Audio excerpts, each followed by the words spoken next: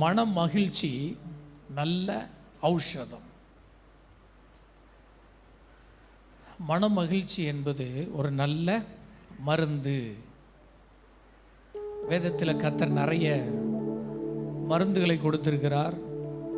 அந்த மருந்துகள் எல்லாம் நம்மை சுகப்படுத்தக்கூடியது. அதில் ஒன்று சொல்லுங்க, மனமகிழ்ச்சி. மனமகிழ்ச்சி நல்ல ஔஷதம். மனமகிழ்ச்சியாக இருந்தால் அது ஒரு மருந்து. ஆமாம், எல்லா சுகவீனங்களையும் பலவீனங்களையும் மாற்றக்கூடிய மருந்து. ஆமாம், மனமகிழ்ச்சியோடு கூட இருப்பது.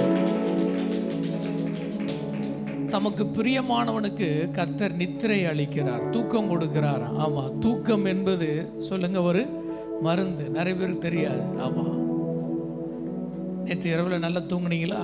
ஆமாம், தூங்கி எழும்பும் பொழுது ஆமாம் நாம் சுகம் அடைந்திருக்கிறோம். ஆமாம், நாம் பலன் அடைந்திருக்கிறோம்.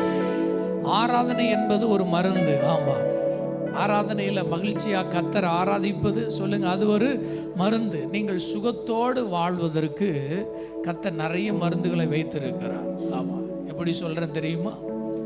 சவுலுக்கு எரிச்சலின் ஆவி அவனை கலங்க பண்ண உடனே அவனுடைய ஊழியக்காரர்கள் இப்படி சொல்லுகிறார்கள், சுரமண்டலம் வாசிக்கிறவனை தேடி கண்டுபிடிங்க. ஏன்னா அவன் உங்களுக்கு வாசிச்சான்னா உங்களுக்கு சௌக்கியம் உண்டாகும் அப்படிங்கிறாங்க. என்ன உண்டாகும்?